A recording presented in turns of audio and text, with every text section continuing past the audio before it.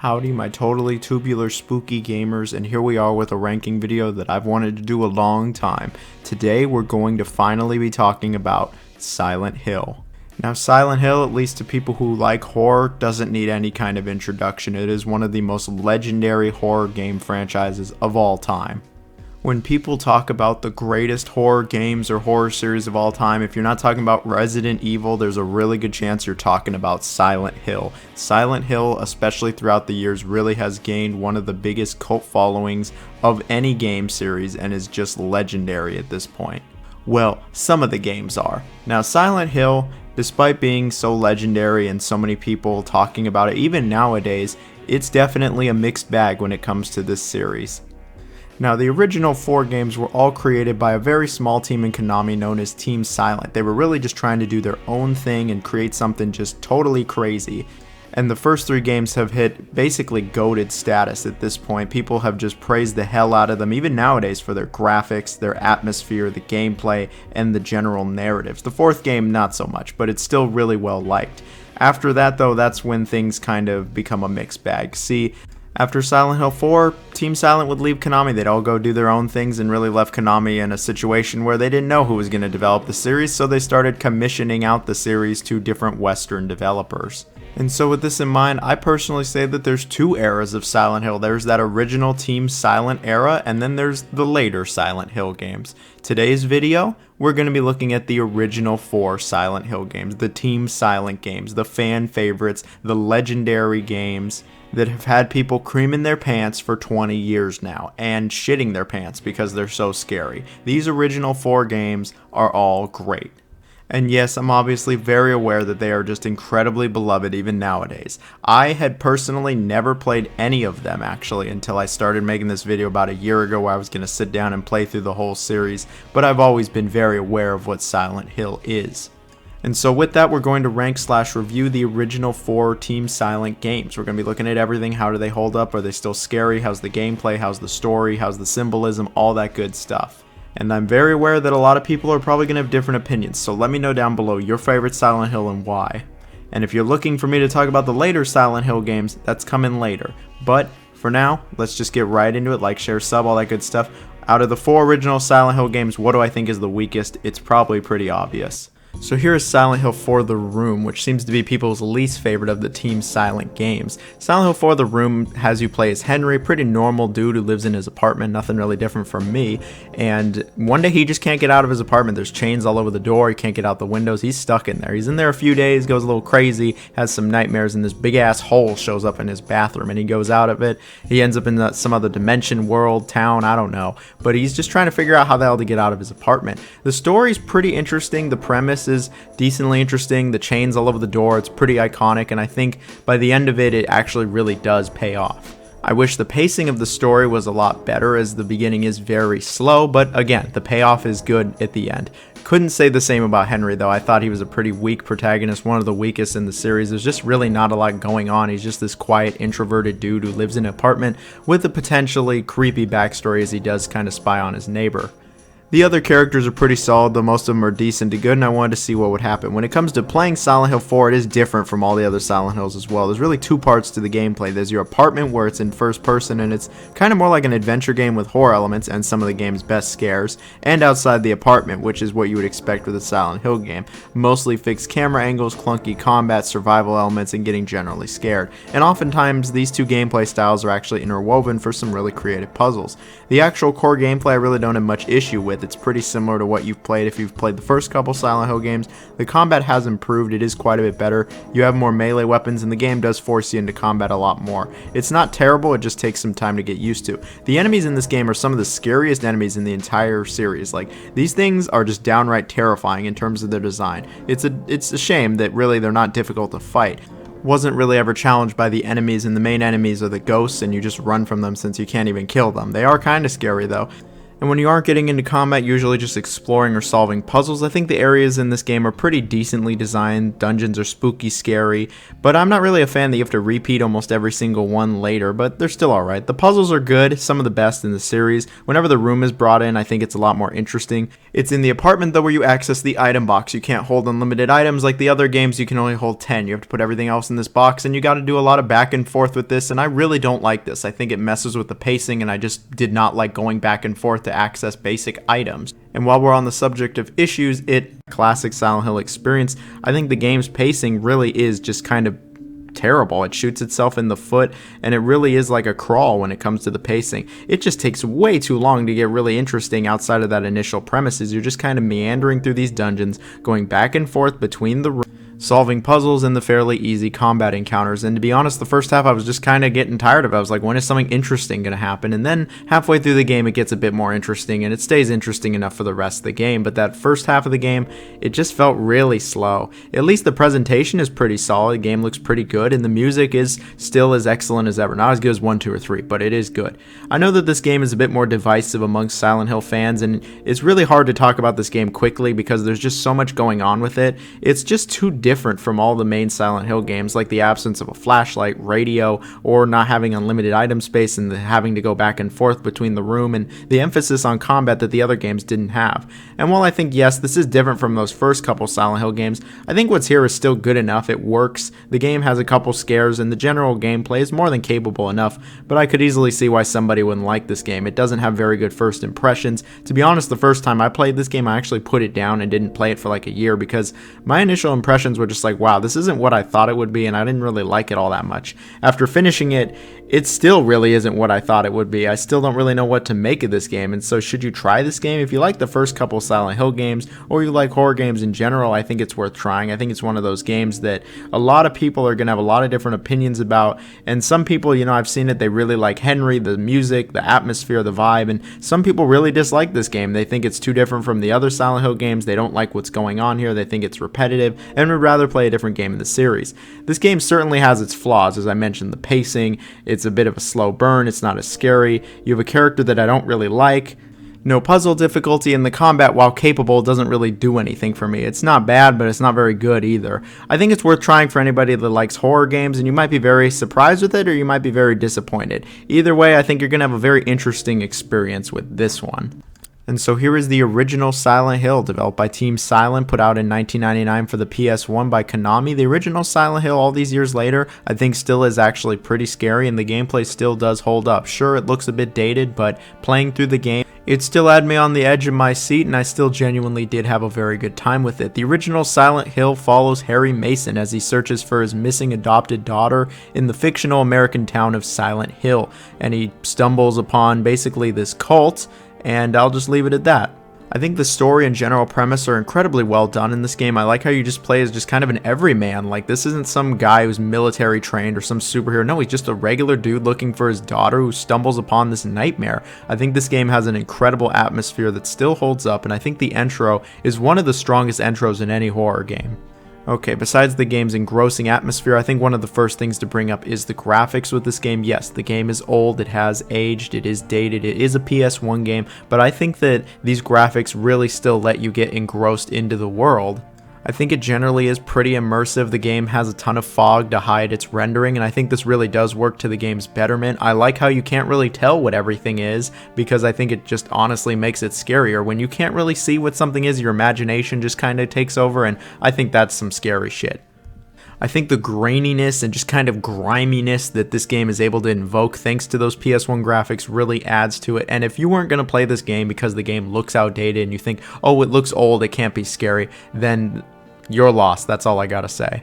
Now, when it comes to actually playing the game, I think it also holds up, as it is that typical survival horror gameplay that was really prominent in the late 90s and even is still around nowadays, where you explore around, you collect items, you don't have regenerating health, you get into enemy encounters with some scary stuff, you got some clunky combat, the occasional puzzle to solve, and really you're just kind of exploring around. really taking in the world's atmosphere and getting scared. I think the gameplay is still good. Don't get me wrong, it does have some dated parts to it. The controls can feel pretty dated and the camera can be disorienting sometimes on purpose, and a few areas aren't the best, like the sewers, but I think it still is pretty good. This game is also dark, like really dark, like pitch black a lot of the time dark.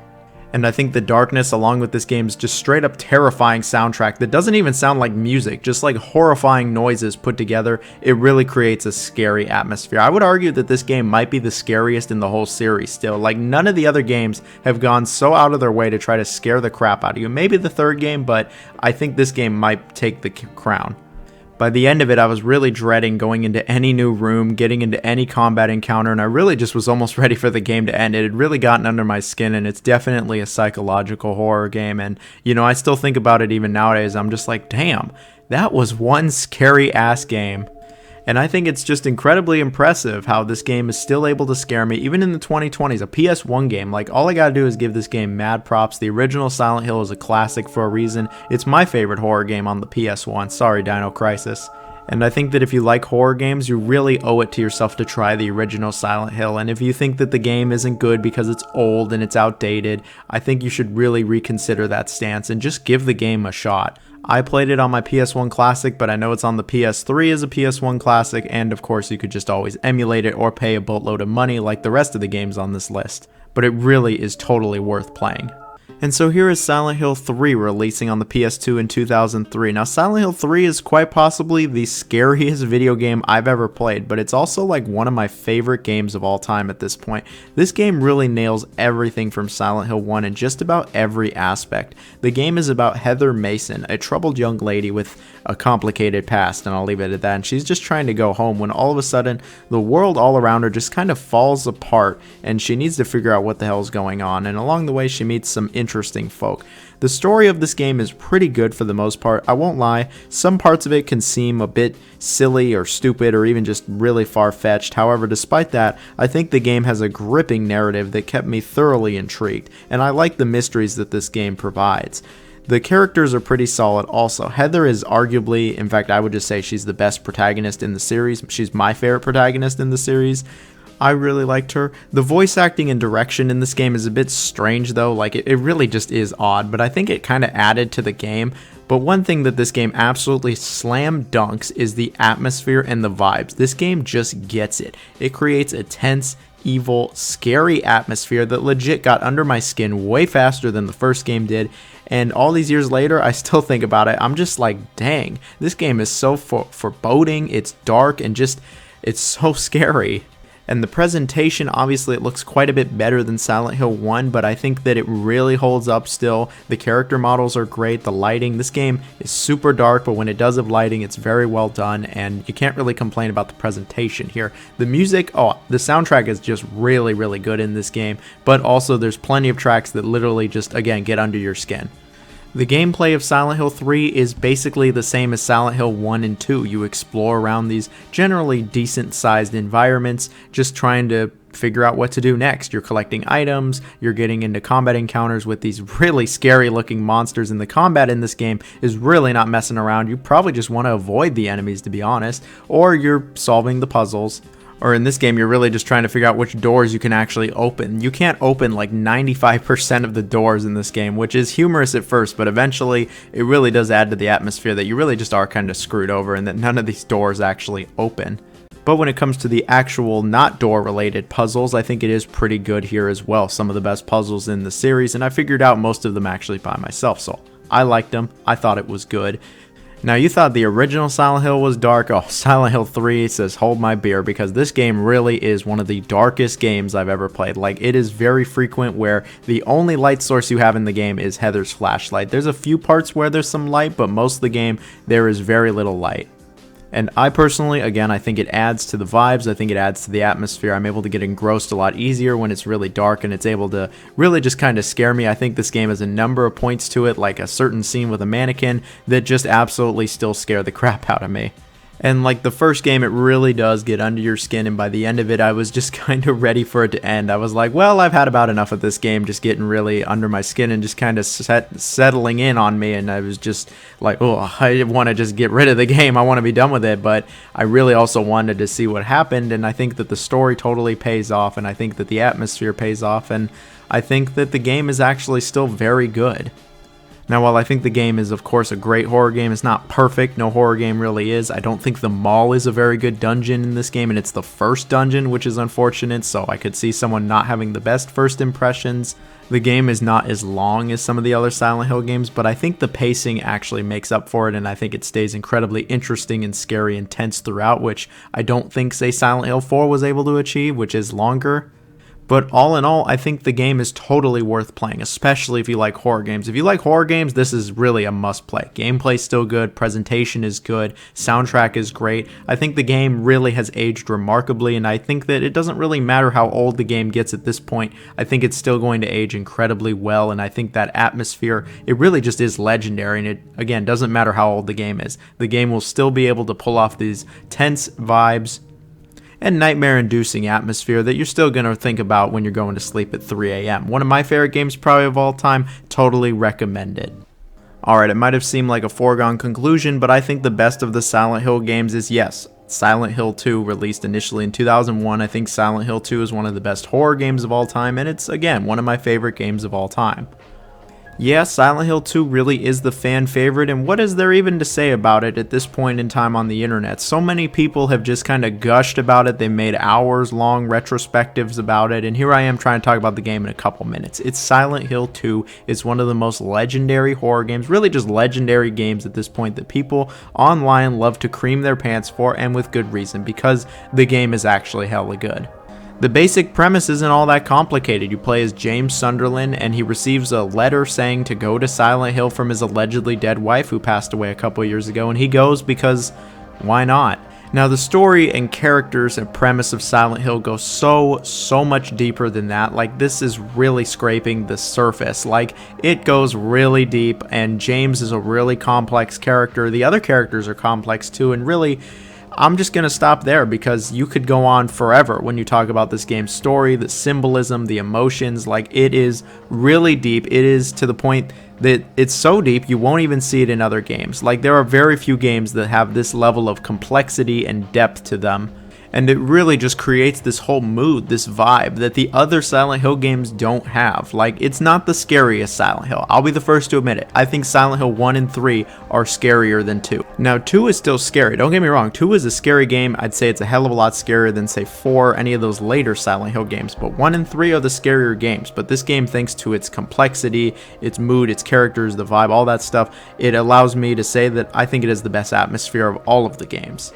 And the presentation really adds to it as well, as I think the game still looks pretty good. One of the best looking games from '01, despite the limitations, despite the age, I think it still looks hella good. This game has a ton of fog to it, way more than the first and third game, but I really do like the fog. I think it really adds to it. The models look pretty good. The enemies just look weird as hell. The way they move, the way they animate, oh, it's creepy. And then the soundtrack is just legendary. It really is absolutely legendary. It's one of my favorite soundtracks to any game. I think a lot of the music is really beautiful in this game. It is fantastic. And then when it's trying to scare you, oh, it absolutely has that creepy ass stuff from the first and third game where it's just noises put together, and I couldn't even really call it music. But I can legitimately say I regularly listen to the music of Silent Hill 2. It is actually just so good. And then when you're actually playing it, yeah, it's not crazy different from Silent Hill 1 or 3. It's still a survival horror game. You explore around rather large areas. You have the entire town of Silent Hill to actually explore, and then a bunch of smaller dungeons basically to explore around. And you just get items, put items together, use items with other items, whether it's in the environment or in your inventory. Solve puzzles, and then of course there's the enemies, and there's even bosses here as well. The enemies are all just super creepy, the way that they move about, the way that you go after them, it's very unsettling, and the enemies of Silent Hill 2 have just really always creeped me out. And then the bosses in this game actually does really have bosses. The third game has bosses too, but I think the bosses are better in 2, that's for sure. And I mean, they're really just iconic. I mean, Pyramid Head, he's probably one of the most iconic things from Silent Hill in general. He's here in Silent Hill 2 where, you know, it makes sense. And yeah, I just love everything to do with the enemy design, the bosses, Pyramid Head, really what it all means to James. I think it's just all incredibly well done. The puzzles, to go back to them for a second, I think they're pretty good. Also, I wouldn't say they're some of the series' best, but they're all pretty decent. The dungeons, as I like to call them, I think are some of the best in the series. You know, we got the hospital, the apartments, and even more. And then there's, of course, the nightmare variations, which are just really, again, unsettling and just kind of creepy. The game does get dark. It doesn't get anywhere near as dark, though, as 1 or 3. It still does have some light to it. It isn't just the flashlight for most of the game, which is nice. The game still has plenty of scary moments to it, and I found myself feeling very tense at a number of points in the game as well. And like the other games, you'll really be dreading that next enemy encounter. It will really get under your skin. It doesn't get anywhere near as under your skin as 3 does, where it's just, geez, that's a scary game, but it still absolutely does, and you'll be really engrossed by the entire story, and you really want to see what happens. At least I did. I really wanted to see what happened now. I also gotta really shout out the endings to this game. I didn't really bring up the endings for the other games. All the games have good endings, multiple endings, but Silent Hill 2 has easily the best endings of the whole series. And it's not just because I think it has the best story in the series. Now, the gameplay of Silent Hill 2, it isn't revolutionary, it doesn't do anything all that complex. It's not a super complex survival horror game. You aren't managing your resources hella. The puzzles aren't crazy difficult.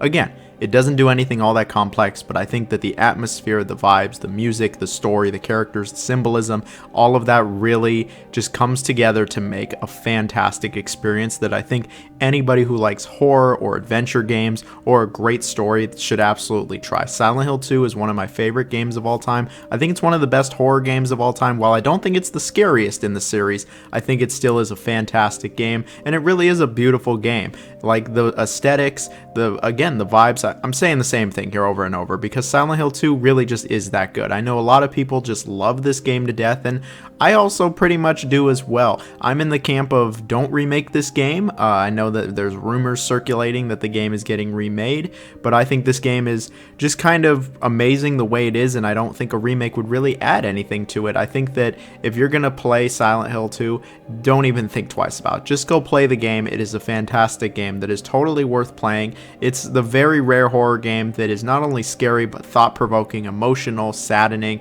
Really, it's just amazing. Well, I've really run out of positive adjectives for Silent Hill 2, so I guess that's the end of this video. It's one of my favorite games of all time. If you made it to this part of the video, comment cement. Let me know your favorite game down below. Thank you so much for watching. Hope everyone has a wonderful day.